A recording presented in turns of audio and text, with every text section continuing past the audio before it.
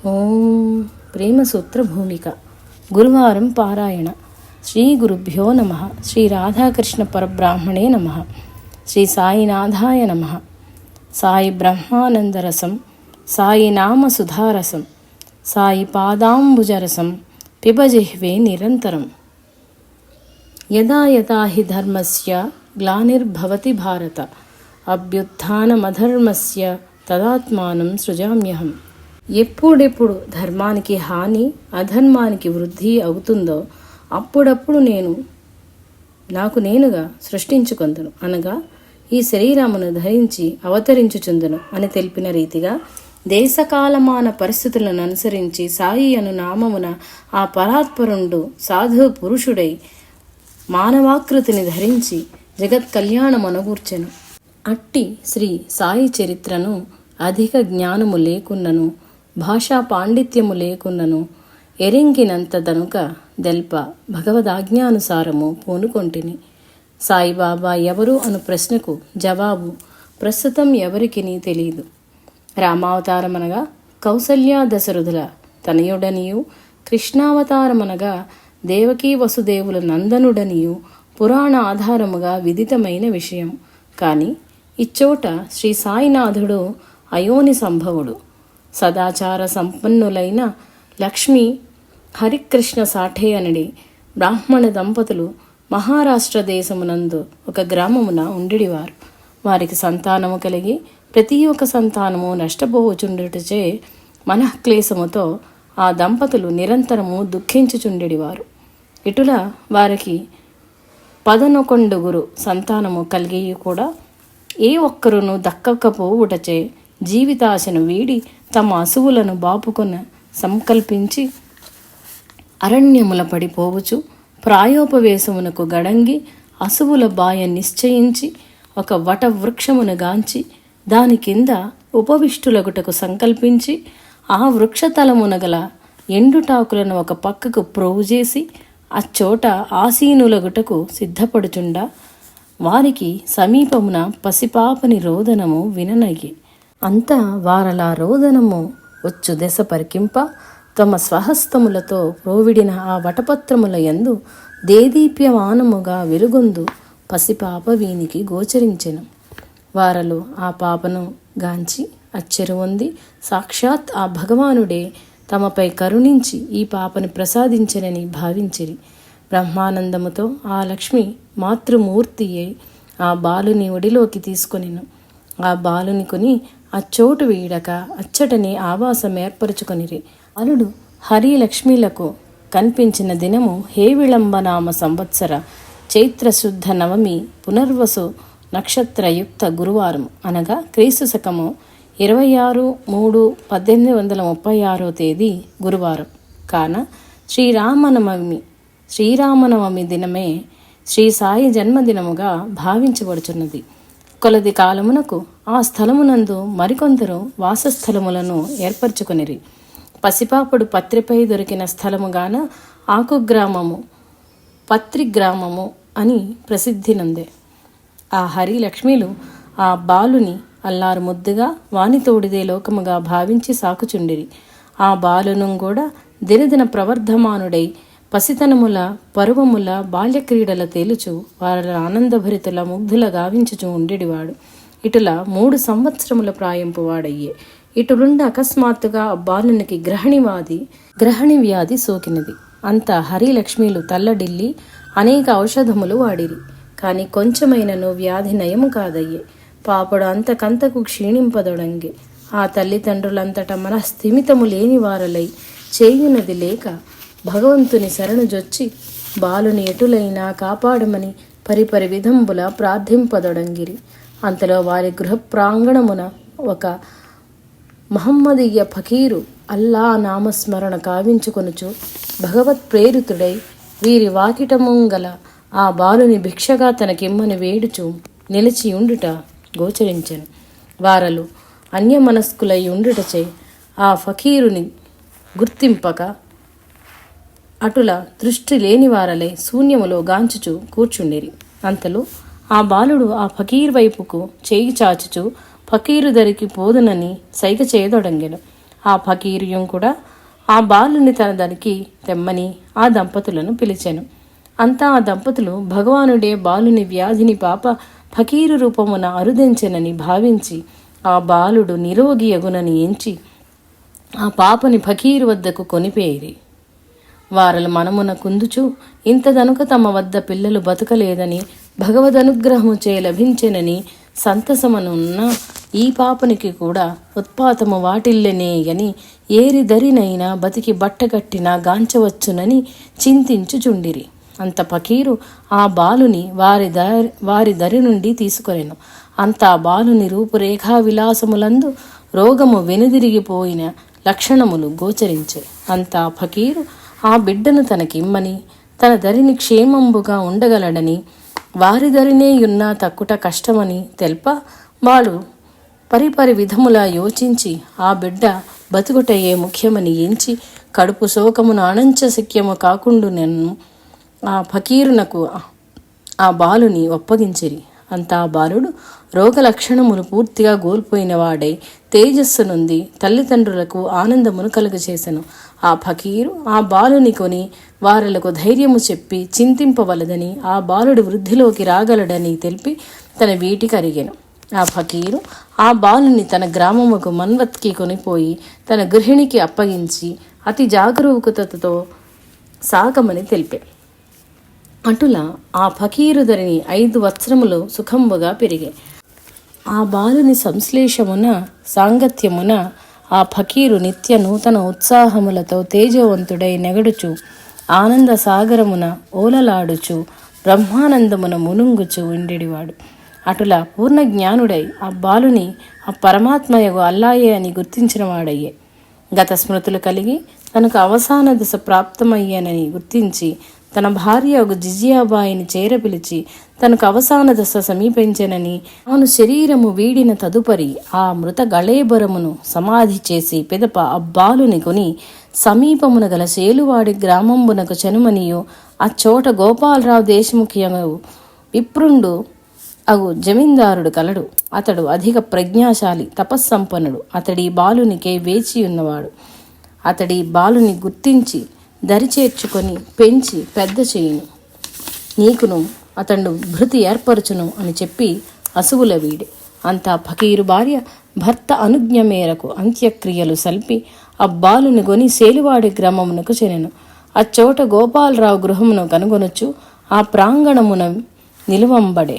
అంతలో ఆ ప్రాంగణమునకు లోనుండి గోపాలరావు అరుగుదెంచి ఆమె ధరిని గల ఆ బాలుని గాంచి అమిత ఆనందమున చేతులు చాచి ఆ బాలుని పిలుచుచు వానికై వేచి ఉంటే నేను బలికెను. అంతా ఫకీరుని భార్య తన మగడు తెలిపిన చందంబుననే అన్నీ సంభవించుటకు అచ్చెరు ఉంది ఆ బాలుని ఒప్పగించే. అతడును కూడా ఆ బాలుని అక్కువను చేర్చుకొని ఫకీరు భార్యకు తన గృహమునందు వసతిని ఏర్పరిచి జీవిత శేషము గడుపుటకు వలయు ఏర్పాటులను గావించెను. అటులా ఆ బాలుడు గోపాలరావు దేశముఖుని గృహంబున పెరుగుచుండెను. గోపాలరావు శ్రీ వెంకటేశ్వర ఉపాసకుడు. అందుచే ఆ ఊరి వారెల్లా ఆయనను వేంకుస అని పిలుచుచుండెడివారు. అతడు ఆ బాలుని తన కంటి వెలుగు వలె గాంచుచు దినమంతయు తన సమీపమున ఉంచుకొని కాపాడుచుండెడివాడు. అతని ధరిని మరికొంతమంది శిష్యులు గలరు. అతనికి ఖండేరావును మనుమడు కలడు. ఇతడు అతని తదుపరి ఆ జమీనుకు వారసుడు. వేంకుస అందరికంటే ఈ బాలుని అతి ప్రేమతో గాంచిచుండుటయే కాక ఆహార విహారములందే కాకుండా జమీను వ్యవహారములందు సైతము ఎడతెగక విడివడక ఉండేవాడు. ఇయది శిష్యులకు బంధువర్గములకు జమీనునందలి వారలకు ఈర్ష్యాజనితమయ్యను. బంధువర్గమునకు తదుపరి జమీందారుడు కావలసిన ఖండేరావును విడిచి ఈ బాలునితో ఉండుట, ఆ జమీను వ్యవహారములందు కూడా మనుమని విడిచి ఉండుట వారలకు కంటకమాయెను. ఎటులైనా ఆ బాలుని తొలగించిన ఆ ప్రేమ మనుమడగు ఖండేరావుపై ఉంచునని జమీను వృద్ధి కాగలదని యోచించి రాజకీయ కుట్రలు సాగించిరి. తత్ఫలితముగా జమీనునందు రవరవలపుడమే. జమీందారుడు సత్కుల సంజాతుడు, విప్రుడు, శాస్త్రకోవిదుడు, హైందవుడు. బాలుడు ఒక అనాథ బాలుడు, మహమ్మదీయుడు, నిరక్షర కుక్షి. హిందువులు ఇట్లు భావింప మహమ్మదీయులు తమ వర్ణస్థుని హిందువుల్లో కలుపుతున్నారని, మహమ్మదీయ మతము మంటగలిసిపోతున్నదని భావించిరి. కానీ హిందువులకు మహమ్మదీయులకు ప్రభుడు గోపాలరావు అందరినీ సమతతో గాంచువాడు, ప్రేమ స్వరూపుడు, దయాశాలి, పరమేశ్వర భక్తుడు. ఎవరి మత ధర్మ ఆచారములు అనుసరించి వాళ్ళని ప్రోత్సహించి సహకార్యగువాడు, విశ్వాసపరుడు, కరుణాళుడు, శాంతస్వరూపుడు. కాన గోపాలరావు యందు మాన్యతా పూజ్యతా భావము గలవారు బాలుని యందు ద్వేషము గలవారలై అతన్ని తొలగించ ఏకోన్ముఖులై ఉండిరి. తత్సమయానికి వేచి ఉండిరి. శిష్యులకు ఆ బాలుని ఔన్నత్యము నిదర్శనపూర్వకంగా పరీక్షామూలకంగా గుర్తింపజేయుటచే వారలు సమాధానపడిరి. కానీ బంధువులు వారి ప్రేరితులైన ప్రజలు ఈర్ష్యాళువులై ఉండిరి. ఇటులా జరుగుచుండ ఆ బాలుడు 20 వత్సరముల వాడయ్యను. ఒక్క దినంబున గోపాలరావు ఆ బాలుని కొని సమీప అరణ్యానందు చాతుర్మాస దీక్షకై కొనిపోయాను. అదే అదునని గోపాలరావు కుటుంబీకులు కొందరు దుండగులు ననిపి ఆ బాలుని కడతీర్చమని తెలిపిరి. గురు శిష్యులు ఒక్కచో విశ్రమించిన సమయమున ఆ దుండగులలో ఒక్కండు ఒక రాయిని బాలుని శిరస్సునకు తగులనట్లు వేశాను. అంతా గోపాలరాయుడు దానిని గాంచే. అంతా ఆ రాయి ముందుకు పోక గాలిలో అటులని ఆగి తదుపరి కింద పడి వెనువెంటనే మరొకడు ఒక ఇటుక రాయిని రువ్వే. అది ఆ బాలుని శిరస్సునకు తగులరాగా తన శిరంబు నడ్డునిడి శిష్యునకు తగులవలసిన దెబ్బ తాతిని శిష్యుని రక్షించే. గాయము తగిలిన చోట తన వస్త్రమును చించి రక్తము చిందకుండా తలకు కట్టి గాయపరిచిన ఇటుకను కొని శిష్యుని తీసుకొని అచ్చోటు వీడి కొంత దూరము చని ఒక వృక్షతలమున కూర్చుండే. ఆ బాలుని తొడపై గోపాలరాయుడు గాయము తగిలిన శిరము నుంచి ఆ బాలునికేమియో తెలుపుచున్న సమయంబున ఆ ప్రాంతమునే గల హుల్లాయను లంబాడివాడు ఒక గొడ్డుపోయిన కర్రి ఆవును తోలుకొనుచూ పోవుచుండెను. అది గాంచి ఆ గోవును తెమ్మనేను. అంతా ఆ హుల్లా ఈ ఆవు పాలియదనెను. ఇది తమకెందులకు అని అడుగా కొంచెము పనిగలదు ఏది గాంతున్నని వేంకుస లేచి దాని వెన్ను చరిచి పాలు దీయ పాలు అరుగుదెంచెను. అంతా ఆ బాలుని దోసిలి పట్టుపను పలికి దోసిలి నిండా పాలు పితికి ఇవి త్రాగువేయుమని ముమ్మారు తాగించి ఇది జ్ఞానామృతము త్రిమార్గములా నీవు చరించి వాటికి అతీతముగా ఉందువని తెలిపే. ఆ హుల్లాను నీ గోవును నీవు కొనిపొమ్ము నిత్యము అది పాలనీయగలదని తెలిపి అనిపెను. ఆ బాలునికి తెలిపి యొసంగవలసిన రహస్య విద్యను యొసంగి తలకు గట్టి గుడ్డపేలికని గాయపరిచిన ఇటుకను ఇచ్చి వీటిని భద్రపరచుము.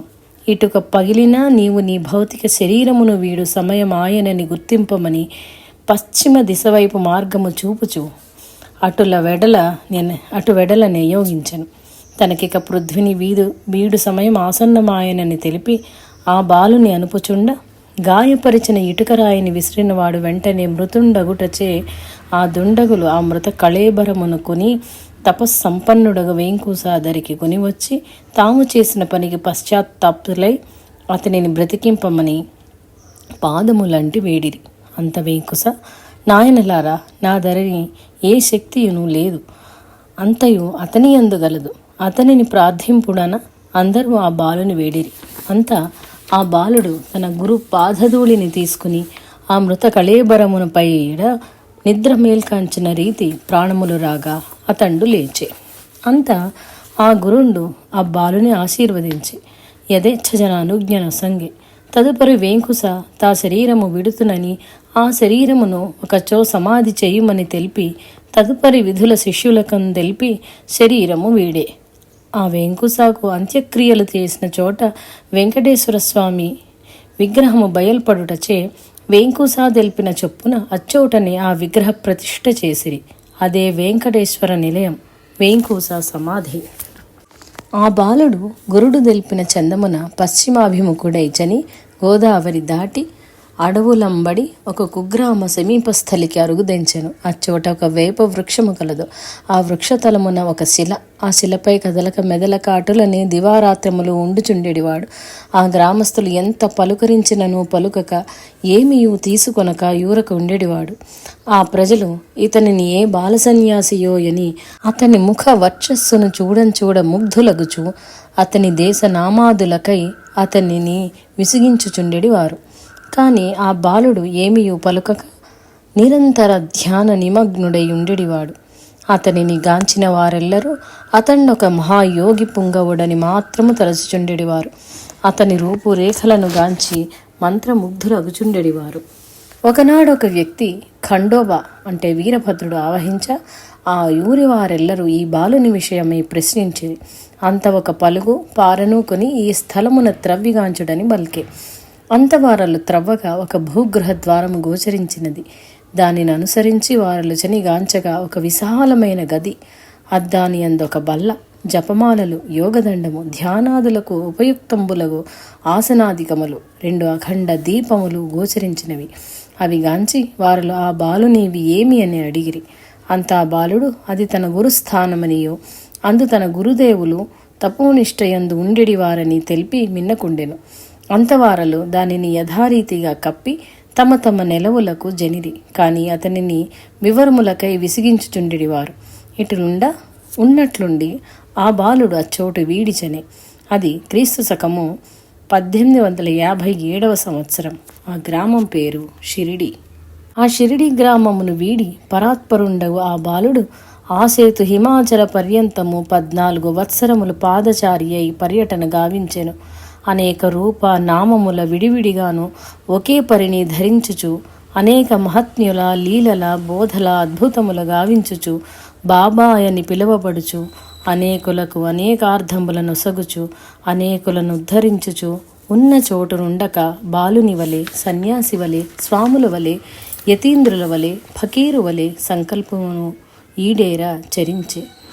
ఇటుల క్షేత్రముల తీర్థముల పునఃపునీతము గావించుచు అనేకులకు పరిచయమాయను. రాజాధిరాజులు మొదలు ఫకీర్ల వరకు అందరితో కలిసిమెలిసి మెలంగెను.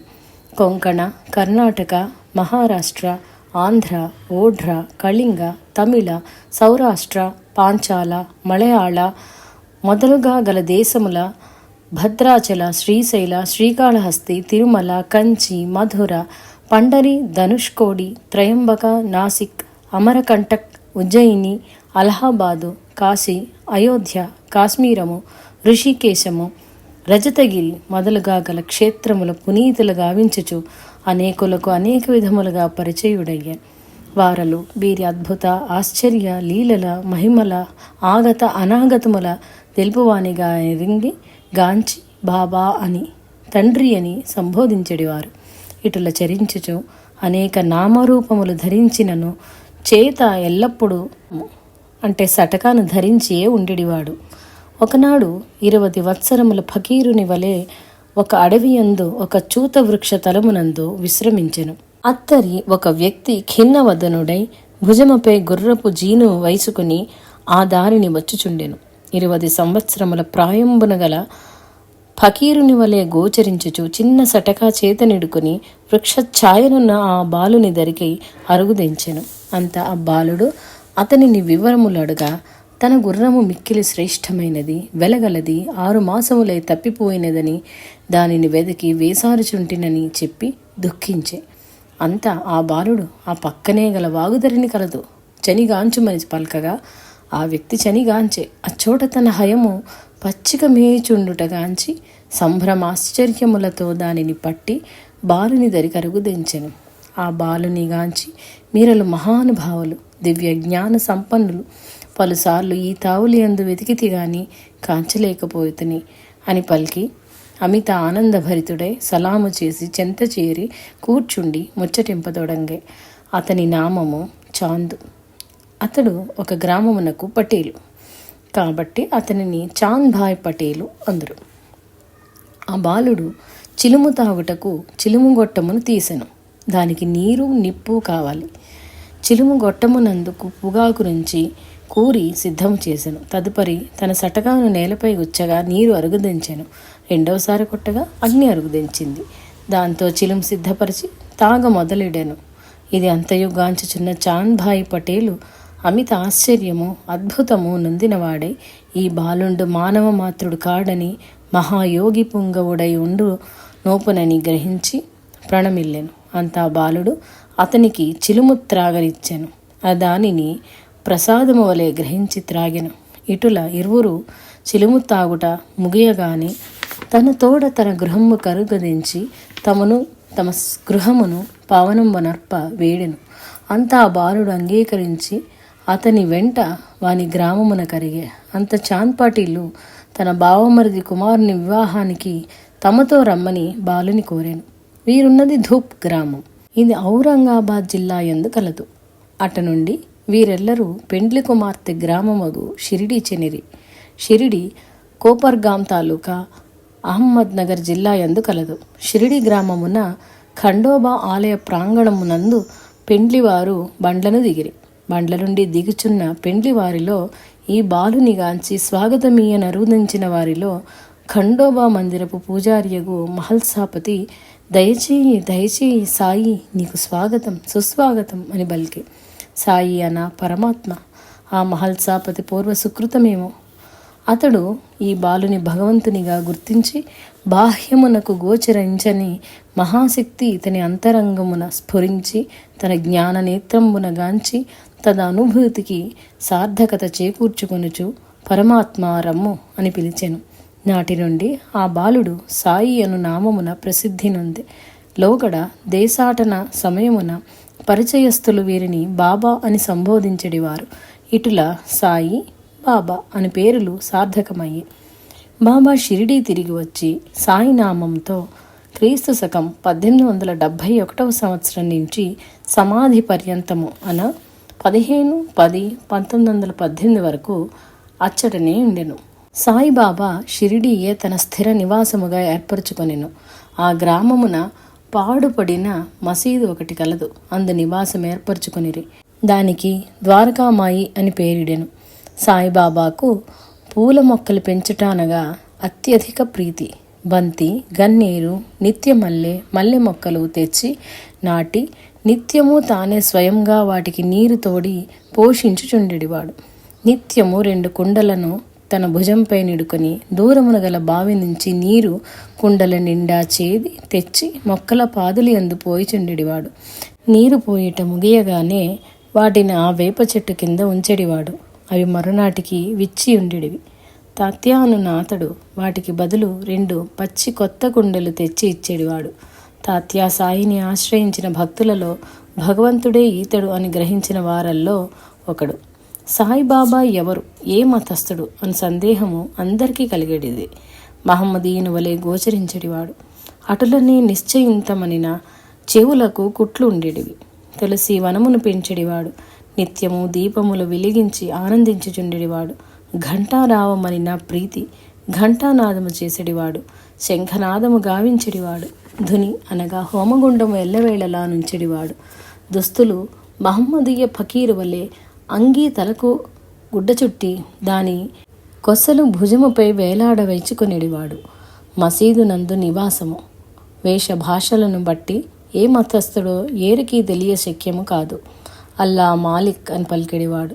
వీరి సేవ చేయుటకు బాయిజాబాయి అనే ఆమె నిత్యము అరుగుదెంచెడిది. బాబా భిక్షాటనంచే జీవించెడివాడు.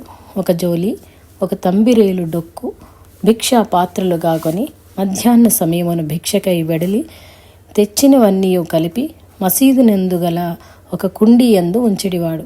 ఆ మట్టి పాత్రలో నుంచి తాను కొంత తీసుకొని తిని మిగతాది కుక్కలు, పిల్లులు, పక్షులు మొదలుగా గల జీవరాశులకై విడిచెడివాడు. ఆ స్థలమును శుభ్రపరచువారు సైతము అందుగల భోజన పదార్థములు వలసిన వాటిని గైకొనిడివారు. సర్వజీవరాశి సాయికి సమానమే. సర్వ మతములను సమతతో గాంచెడివారు. సర్వం బ్రహ్మమయం అనేడివారు. దేనిని వేటిని కూడా ద్వేషించెడివాడు కాదు. బోధించినప్పుడెల్లా హిందువుల శ్రీరాముడు, మహమ్మదీయుల రహీమ ఒక్కడే అని తెలుపుచుండెడివారు.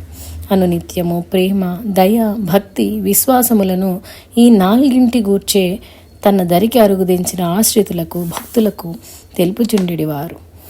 సాయిని దర్శించుటకు అనేకులు షిరిడీ వచ్చుచుండెడివారు.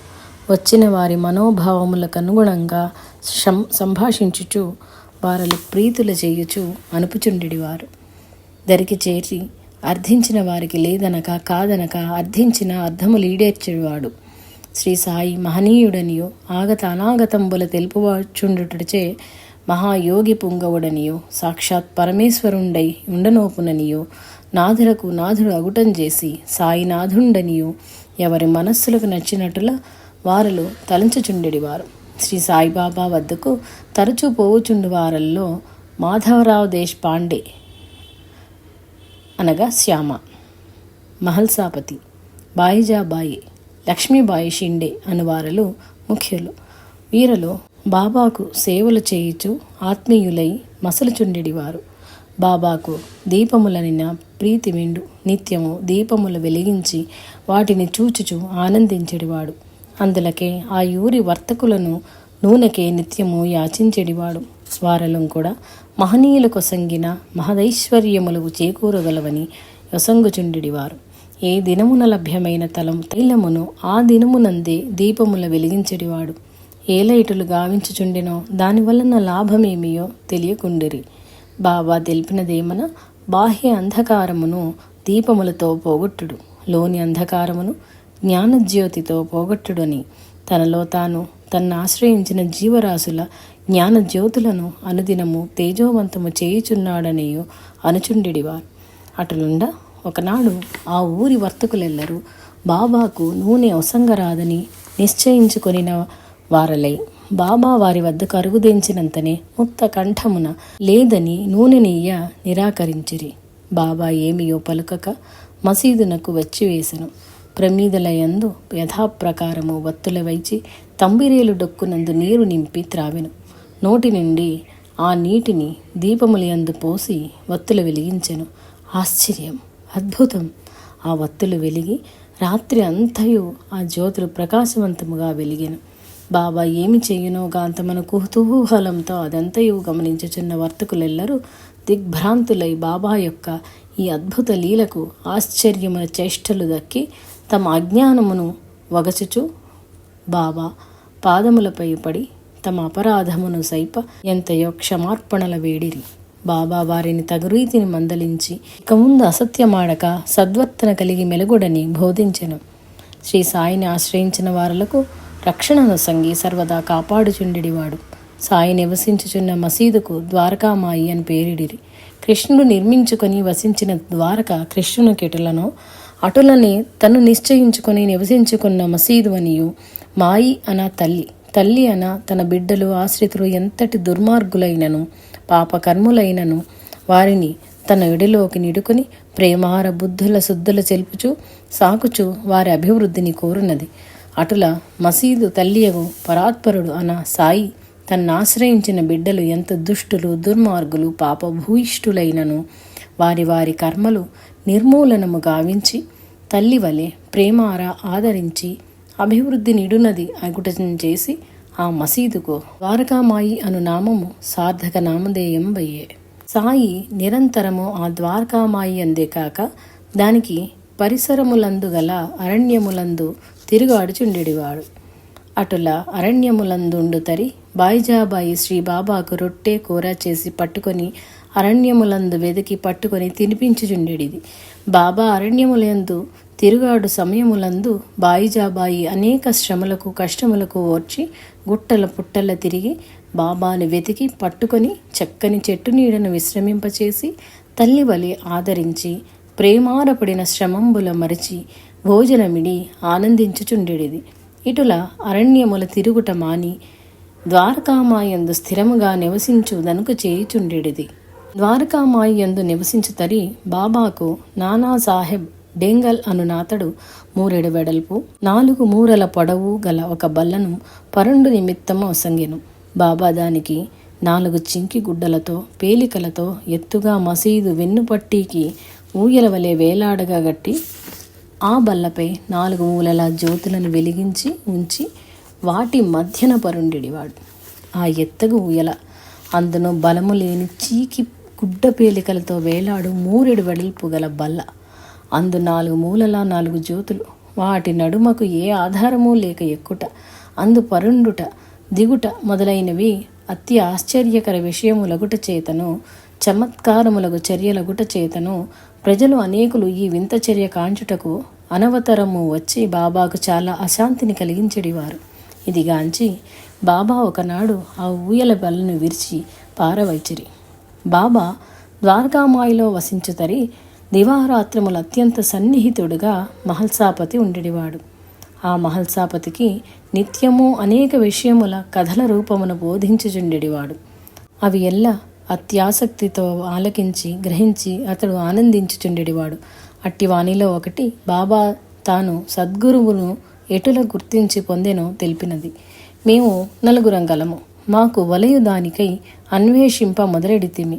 అటుల అన్వేషించుచు పలుతావుల చెరించి తుదకు ఒక మహారణ్యంబున బడి వెదుకుచుంటిమి. అందు ఒకడు జ్ఞాన సిద్ధాంతము, ఇంకొకడు కర్మ సిద్ధాంతము, మరొకడు వైరాగ్య సిద్ధాంతమును, నేను భక్తి సిద్ధాంతమును ఆధారముగా చేసుకుని వెదకుచుంటిమి. ఇటుల ఆ అడవులయందు చరించుచు తీవ్ర అన్వేషణ చేయుతరి మిక్కిలి అలసి సొలసిపోతిమి. అట్టితరి ఒక ఆటవికుడు మా దరికి ఏదించి మిక్కిలి ఆకలి దప్పికలతో అలసి సొలసియున్న మమ్ముల గాంచి, మీరలటకెందుకు నిమిత్తము పోచున్నారు, మీరలు మిక్కిలి అలసియున్నారు, కావున నేనుడు ఆతిథ్యమును స్వీకరించి భుజించి విశ్రమించి అలసట తీర్చుకునిన పిదప మీ కార్యము లీడేరా చెరవచ్చునని తెలిపే. అదియుంగాక అరణ్యంబులు వెదుకుతరి అడవుల వివరములన్నీ తెలిసిన వారిని వెంటనిడుకొని చనిన పని సులభమై శ్రమ తగ్గును కదా అనే ఆదర వాక్యములను ఆహ్వానించే. అంతా ఆ మిత్రులు 3 అజ్ఞానుడుగు ఆటవికుడు తమకు తెలుపుట, తాము ఆలకించుట ఏమి ఇది అని భావించి అతనిని విడిచి అతని వాక్కులను ఆలకించక అడవి అంతయు తిరిగి ఏమీయు కాంచలేక బయలుదేరిన చోటికే తిరిగి చేరేది. నేను అటుల కాక ఆటవికుడు తెలిపిన రీతి అతడు అసంగిన ఆహార పానీయంబుల గైకొని విశ్రమించి తిని లేచి చూచేసరికి ఆ ఆటవికుని బదులు అచ్చోట దేదీప్యమానమగు దివ్య తేజస్సుతో నొప్పు మహనీయుడైన వేంకుస దర్శనమిచ్చి ఆలింగనము చేసుకొని తన వెంట వత్తువాయనిరి. తప్పక వత్తునని వారి వెంట చనితిని. వారు నన్ను ఒక దిగుడు బావి వద్దకు కొనిపోయి తలక్రిందులుగా చేతులు చాచి నన్ను నీరు అందకుండలాగున వేలాడదీసి కట్టి వేరొక తావునకు చనిరి. తిరిగి 1 గంట కాలం అయిన పిదప వచ్చి నన్ను పైకి తీసి ఎటులో ఉన్నదని ప్రశ్నించిరి. బ్రహ్మానందంగా ఉన్నదని బదులిడి తిని. ఈ కథ తెలిపి బోధపడినదాయని మహల్సాపతిని అడిగి వినుమని ఈ విధముగా తెలిపాను. భగవంతుని మానవుడు అంతట తాను పొందలేడని, కావున భగవత్ సాక్షాత్కారము పొందిన మహనీయుని గురువుగా పొంది వారు తెలిపిన రీతి నడిచిన వారి ద్వారా పరాత్పరుని సులువుగా పొందగలమని, మరియు క్షుత్పిపాసలున్న మానసిక స్థిరత ఏకాగ్రతలో మృగ్యములగునని, అవి లేకున్నా కార్యములెటలు ఈడేరగలవు. కావున ఈ కథను జ్ఞప్తియందు ఉంచుకొనమని తెలిపెను. శాంతి, సహనము, కార్యదీక్ష మానవునకు చాలా ముఖ్యమనియు, ఎట్టి శమ దమంబులకైనను ఓర్చి శ్రమించిన నాడు మానవుడు ఎట్టి కార్యమునైనను సాధించగలడనియు, మానవుడు పృథ్వీస్థలియందున్న అన్నీయు సాధించగలడని బాబా తెలుపుచు వేరొక కథను ఈ రీతిగా తెలిపిరి. బాల్యమునందు బీడ్గావ్లో ఉదర పోషణార్థమై నౌకరీ చేయుటకు ఒక యజమాని దరికి చనియుంటిని. అచ్చోట నగిషీపుని చేయుటకు కుదిరితిని. ఆ యజమాని నా పని, నేర్పు, శ్రద్ధ, కార్యదీక్షలకు మిక్కిలి సంతృప్తి చెంది అంతకు పూర్వము తన వద్ద పనిచేయు వారులందరి జీతములు కలిపిన మొత్తానికి రెట్టింపు జీతమునిచ్చి ధరించుటకు చక్కని దుస్తులనిచ్చి ఆదరించెను. ఆ దుస్తులు ఇప్పటికీ ఎంతో ప్రేమతో చాలా జాగ్రత్తతో దాచుకుంటుని. ఏ వస్తువులైనప్పటికీ వాటి విలువలను బట్టి ఆధిక్యత రాదనియు, అవి ఇచ్చువారి మానసిక ప్రేమ ఆదరణల బట్టి విలువలు ఉండునని, ఎట్టి అల్ప వస్తువునైనను నిరాదరణ చెయ్యరాదని తెలిపెను. శ్రీ సాయిబాబా ద్వారకామాయందు వసించుతరి చాలామంది యోగులు బాబా సాంగత్యము కోరి వచ్చుచుండెడివారు. బాబా షిరిడీలో నివాసం ఏర్పరచుకొనుటకు 12 సంవత్సరముల పూర్వము దేవీదాసు అను ఒక యోగి షిరిడీ యందు నివసించుచుండెడివాడు. అతడు బాబా సాంగత్యమును మిక్కిలి ఆశించి బాబా దరికి చనుచుండెడివాడు. జానకీదాసు అను అతడు కూడా షిరిడీ యందు వసించెడివాడు. అతండును బాబా సాంగత్యమన ప్రీతి గలవాడు. వీరు మారుతి దేవాలయమున కూర్చుండి అనేక విషయములు చర్చించుకొనుచుండెడివారు.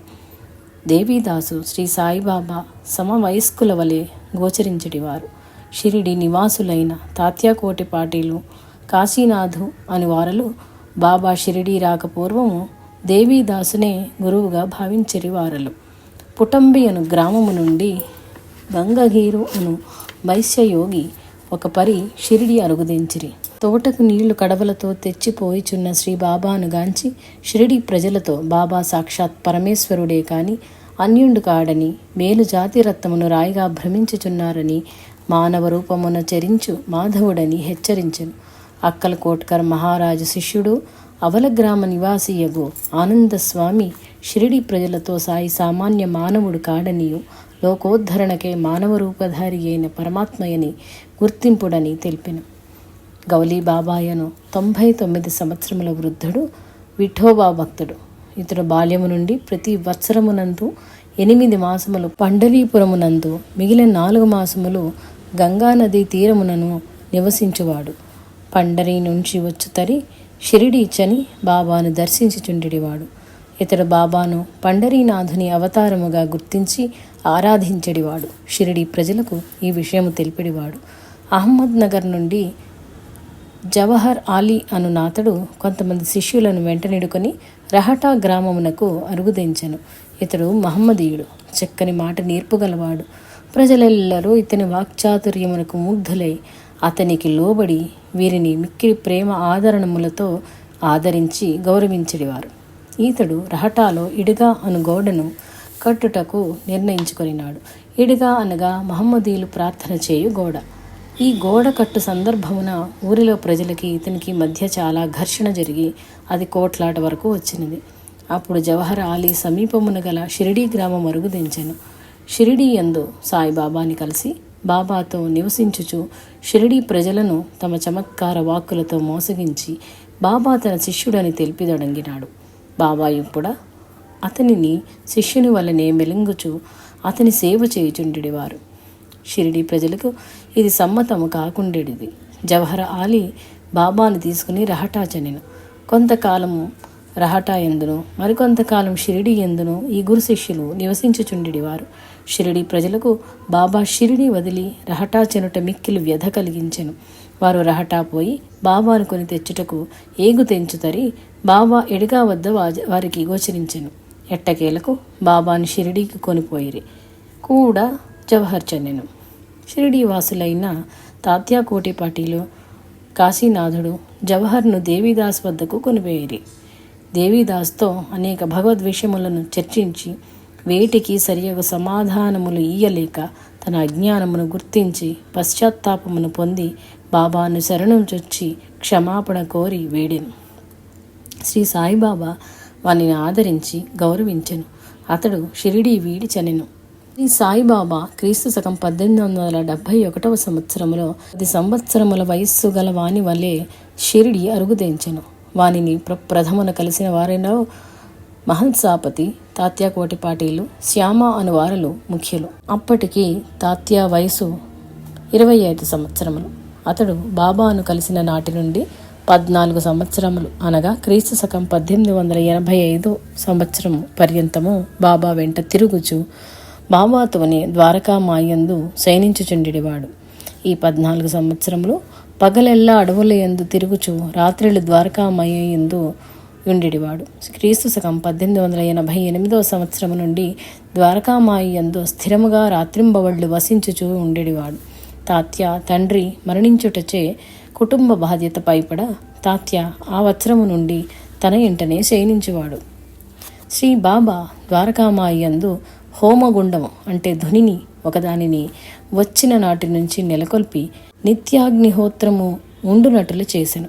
దానిని ధుని అనడివారు. ఇది ఏమి అన ఈ పాంచభౌతిక శరీరము ఈ కట్టెల వలె నశించి బూడిద అగుననీయు మానవుని అంతరంగమున ఆ ధుని వలనే నిత్య జపాగ్నిని ప్రజ్వరిల్ల చేయుచుండవలననియు యజ్ఞములలో జపయజ్ఞము నేను అను సత్యమును చూపుటకు అని తెలిపిడివాడు. తన సాన్నిధ్యమునకు అరుగుదెంచిన వారి పూర్వజన్మ కర్మల ధునియను జపాగ్నియందు వేల్చి భస్మీపటలము గావించుచున్నానని తెలిపి అందలి భస్మమును ఊది లేక ఉది అని ప్రసాదముగా ఎల్లరకు పంచి ఇచ్చెడివాడు. షిరిడీలో బాబా వద్దకు గణపతి కోటి పటేలు అను నాతడు తరచూ పోవుచూ సేవించుచుండెడివాడు. జవహర్ ఆలీతో రహటాలో వసించుతరి చంద్రభాను సేఠ్ అను నాతడు బాబాను తన గృహమునకు కొంపోయి సేవించుచుండెడివాడు.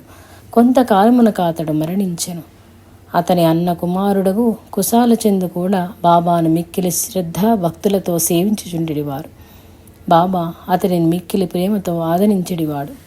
శ్రీ బాబా తన యొద్దకు వచ్చి వారిని ఒక్కొక్కరిని ఒక్కొక్క విధముగా చూచువాడు. కొంతమందిని వెంటనే తిరిగి పొమ్మనువాడు. కొంతమందిని తొందరగా తిరిగిపోవ కోరినను కొంతకాలం అచ్చటనే నివసించమనిడివాడు. బాబా ఆజ్ఞను కాదని ఎవ్వరైనా తమ ఇచ్ఛ చొప్పున సంచరించిన వారు అనేక ఇడుములకు గురియగుచుండెడివారు. ఒకనాడు తాత్యాకోటి పటీలు త్వరితగతిని కోపర్గాం సంతకు బయలుదేరుచు బాబాను గాంచి అనుజ్ఞ వేడెను. బాబా అతనిని కొంత తడవాగి చనుమనెను.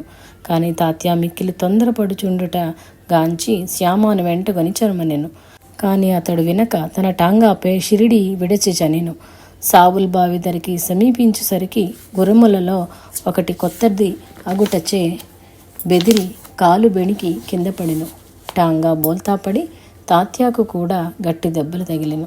వెంటనే అతడు బాబా ఆజ్ఞను ఉల్లంఘించుటచే కలిగిన విపత్తు అని గుర్తించెను. కానీ మరి ఒక పర్యాయము కూడా ఇటులనే బాబా ఆజ్ఞను ఉల్లంఘించి కోలహార్ గ్రామమునకు పయనించిపోయి అనేక ఇక్కటులకు ప్రమాదములకు గురి అయి బాబాను మనమున స్మరించి బయటపడెను. అప్పటి నుంచి తాత్యా జీవిత పర్యంతము బాబా వాక్కులను ఎల్లప్పుడూ శిరస వహించుచుండెడివాడు. ఒకనాడు ఐరోపా దేశీయుడగు దొరయొకడు బాబా దర్శనార్థము షిరిడీ వచ్చెను. బాబా వానికి దర్శనమియ్యక ద్వారకామాయికి సమీపమున గల బుఢారములో సకల సౌకర్యములు అనగూర్చి అందు వేచియుండమని తెలిపిరి. బాబా పాదములకెరగి వారి చేతిని ముద్దిడుకొనవలెనని ఆతృత చెందెను. కానీ బాబా వానికి అనుమతినీయలేదు. అందుచే అసంతుష్టుండై వెంటనే షిరిడీకి విడిచిపోవ నిశ్చయించెను. కానీ బాబా వానిని ఆ దినముండి మరుచటి దినమున పొమ్మని కబురంపి ఆ దొర వాక్కులను ఉల్లంఘించి వెంటనే షిరిడీ విడిచెను. ప్రయాణములో టాంగా బోల్తాపడి అనేక గాయములకు గురి అయి కోపర్గాం ఆసుపత్రి యందు ఉండిపోవలసి వచ్చెను. ఒకపరి కాకా మహాజని షిరిడీ పోయి బాబాను దర్శించి అచ్చట వారి వద్ద ఒక వారము దినములు ఉండి గోకులాష్టమి ఉత్సవమును గాంచి తిరిగిపోవ నిశ్చయించుకొని షిరిడీ చేరెను. అతడు బాబా దర్శనమునకు పోయి నమస్కరించి కూర్చుండెను. వెంటనే బాబా కాకాను ఎప్పుడు తిరిగిపోదువు అని ప్రశ్నించాను. అంత కాక బాబా ఆజ్ఞ ఎప్పుడైనా అప్పుడు అనేనను. అంత వెంటనే నీవు షిరిడీ వదిలి పొమ్మని బాబా పలికెను. సాయి ఆజ్ఞను అనుసరించి వెంటనే షిరిడీ వదిలి బొంబాయి చేయేసరికి అతని యజమానికి హఠాత్తుగా జబ్బు చేయుటచే కాకా మహాజని రాక అత్యవసరముగా నుండి కాకా పేర షిరిడీ జాబు రాసిరి. కానీ ఆ లేఖ తిరుగ బొంబాయి పంపిరి. బాబా ఆజ్ఞానుసారము నడచుటచే కాకా మిక్కిలి మేలు పొందెను. ఒకనాడు బాబు సాహెబ్ ధుమాల్ అను న్యాయవాది నిఫాడ్ గ్రామానికి కేసుపైన పోవుచు షిరిడీ యందు దిగి సాయిబాబాను దర్శించి వెంటనే చనవలెనని నిశ్చయించుకొనెను. కానీ అతడు బాబాని దర్శించి అనుజ్ఞ కోర బానిని ఒక వారము దినములు అచ్చటనే ఉండమనిరి. అతడు బాబా ఆజ్ఞకు కట్టుబడి వారము దినములు అచ్చట ఉండి బాబాను సేవించెను. అతడు తిరిగి అనుజ్ఞ గైకొని పోవుసరికి అచ్చట మెజిస్ట్రేట్కి కడుపునందు అధికమగు నొప్పి పుట్టుటచే ఆ కేసు వాయిదా వేసెను. కొన్ని మాసములు వెనుక తిరిగి విచారణ జరపబడెను. ధుమాల్ ఆ కేసును గెలిచెను. నిమోన్ గ్రామపు గౌరవ మెజిస్ట్రేట్ అగు నానాసాహెబ్ నిమోంకరు తన భార్యతో కూడి షిరిడీ పోయి ద్వారకా మాయి యందు బాబా సేవ చేయుచు కాలము గడుపుచుండిరి. వారలు షిరిడీలో ఉన్న తరి బేలాపూర్ నందు గల వారి కొమరునకు జబ్బు చేసెనను వార్త తెలిసెను. నిమోంకరు భార్య బేలాపూర్ వెళ్ళి కొమరుని ఆరోగ్యము చూచి అచ్చటనున్న బంధుమిత్రాదులతో కొంతకాలము ఉండి రాగోరెను. కానీ నిమోంకరు అందులకియ్య కొనక కొమరుని గాంచి ఒక్క దినంబులో షిరిడీ రమ్మనమనెను. భర్త ఆడిన మాటలకు కించపడి చింతించుచు బాబాను దర్శించి బేలాపూర్ జన నిశ్చయించెను. దంపతులు బాబాను దర్శించిరి. అంత బాబా ఆమె ఆంతర్యమును గ్రహించి వెంటనే బేలాపూర్ పోయి కొంతకాలం అచ్చట ఆగి బంధుమిత్రాదులతో గడిపి రమ్ము అని తెలిపెను. నానాసాహెబ్ చంద్రోర్కర్తో సంభాషించుచున్న ఆమె భర్తయగు నిమోంకర్ కూడా బాబా ఆజ్ఞను వినెను. అంత బాబా మాటలకు మిక్కిలి ఆనందించి భర్త ధరిని సెలవు గైకొని వెడలను. కోపర్గాం తాలూకాలో కొరావే అను గ్రామమున కసాయి జాతికి చెందిన అమీర్ శక్కర్ అనువాడు కలడు. అతడు బాంద్రాలో కమిషన్ వ్యాపారి, మంచి ఉన్నత స్థితి యందు ఉన్నవాడు. అతడు బాతము జబ్బుతో బాధ నొందుచుండెడివాడు. భగవంతుని సేవించి తన బాధ నివారణ నొంద నిశ్చయించుకొని షిరిడీ చేరి తన బాధ నివారింపమని బాబాను వేడుకొనెను. వానిని బాబా చావడియందు నివసించమనెను. అది మిక్కిలి తేమ చెమ్మాగల ప్రదేశము. వాతరోగులకు నివాసయోగ్యమైనది కాకపోయినను బాబా ఆజ్ఞానుసారము అచ్చటనే నివసించుచు ఉదయ సాయంకాలములందు బాబా చావడి వైపు చనుతరి వానిని దర్శింపుచు 9 మాసములు గడిపెను. ఆ దినములలో బాబా దినము విడిచి దినము చావడి యందు నిదురించువాడు. 9 మాసములు చావడిలో నివసించి విసిగి వేసారి ఒకనాడు బాబాకి తెలుపకయే షిరిడీ విడిచి కోపర్గాంకి పోయి అచ్చోట ఒక సత్రమునందు బస చేశాను. ఆ రాత్రి ఆ సత్రమునందు ఒక ఫకీరు చావు బ్రతుకుల మధ్య నలుగుచు నీరు కావాలనని కోరెను. సమీపమునందు ఉండుటచే అమీరు అతని నోట నీరు పోయగా ఆ ఫకీరు మృతుండయ్యే.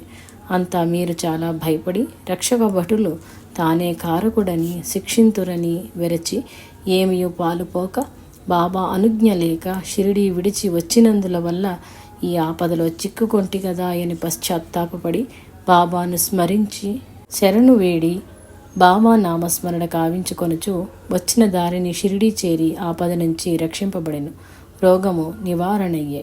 నిత్యము బాబా వెంటయుండి అమీరు బాబాకు సమీపమున నిదురించువాడు.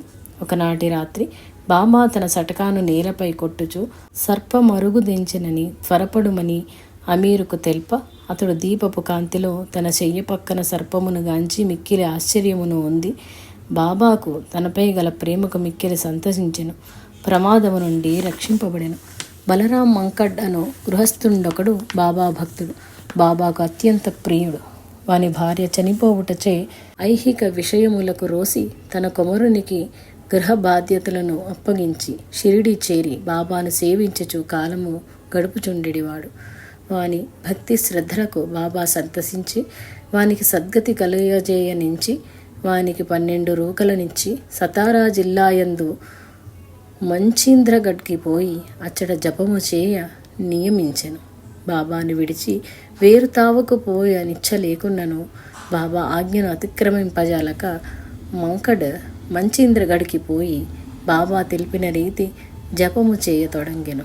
మంచీంద్రగఢ్ ప్రకృతి సౌందర్యమునకు ఆటపట్టి మిక్కిలి రమణీయతను ఒప్ప మంకడ్ మనస్సు ప్రకృతితో పాటు ప్రశాంతత వహించి తీవ్రముగా జపము చేయ మొదలెడెను.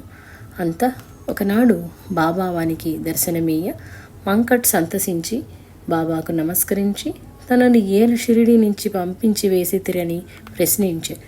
అందులకు బాబా ఇటుల జవాబున సంగే, నన్ను శరీరధారి అయిన మానవ మాతృనిగానే భావించుచుంటివి.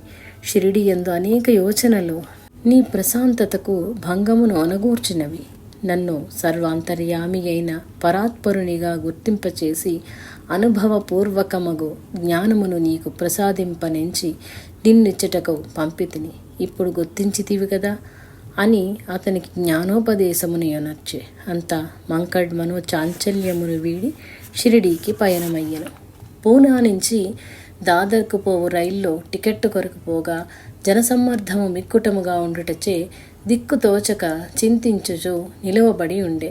అత్తరి అచ్చోటికి ఒక లంగోటి ధరించి కంబళినొక దానిని కప్పుకొనిన ఒక పల్లెటూరివాడు మంకడ్ ధరికి అరుగు తెంచి తన వద్ద దాదర్ టికెట్ కలదని తాను దాదర్ పోవ విరమించుకొంటినని తెలిపి మంకడ్కి ఆ టికెట్ నుంచి అంతర్ధానమయ్యాను.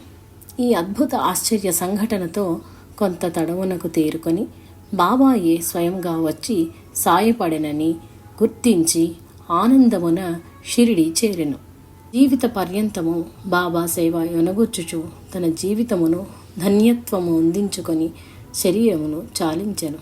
క్రీస్తు శకము 1886 సంవత్సరంలో బాబా తన భక్తులను ఎల్లచేర పిలిచి తనకు అత్యంత ప్రియతముడును సన్నిహితుడు అగు మహల్సాపతితో తన శరీరమును 3 దినములు బహు జాగరూకతతో కాపాడమని, తాను 3 దినముల వెనుక తిరిగి శరీరమును ప్రవేశింతునని, అటుల లేవక శరీరమును విడిచినచో 4వ దినమున ద్వారకామాయకెదురుగా ఉన్న ఖాళీ జాగాలో సమాధి చేయమని తెలిపి, ఆ జాగాలో 2 జెండాలను గుర్తుగా పాతించి తన శరీరమును మహల్సాపతి తొడపై ఉంచి ప్రాణములు విడిచెను.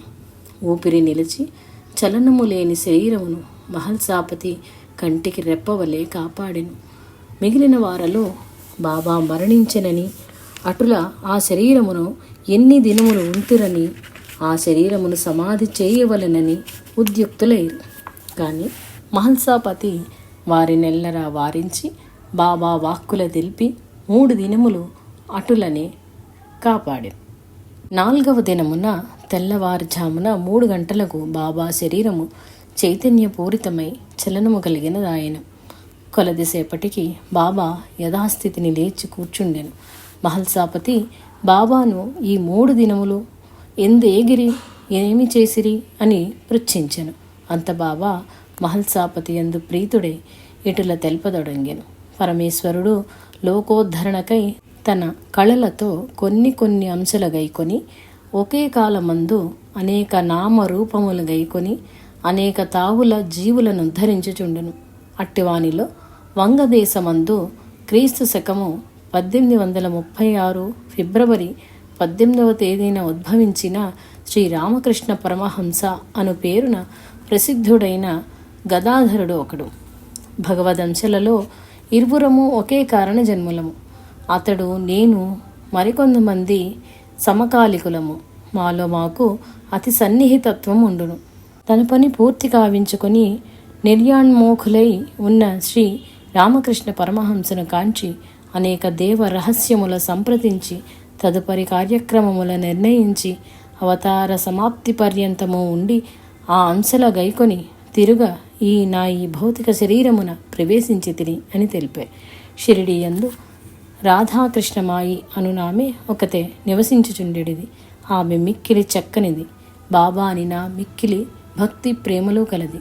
నిత్యము బాబా నివసించు ద్వారకామాయిని బాబా నడుచు దారులను ఊడ్చి పరిశుభ్రము చేయుచుండెడిది. బాబాను నిత్యము సేవించుచుండెడిది.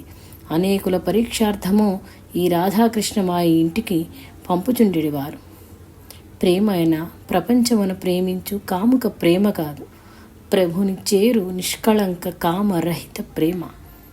ఆ ప్రేమ బంధుత్వ బంధక ప్రేమ కాదు, బంధ నిర్మూలన ప్రేమ. అట్టి ప్రేమ ప్రభుని హృదయమున బంధించును. ప్రభుండు అవతారములేలా ధరించునన జీవులపై ప్రేమ చేతనే. ప్రేమయే దైవం. ఏతత్ సర్వం శ్రీ సాయినాథార్పణమస్తు.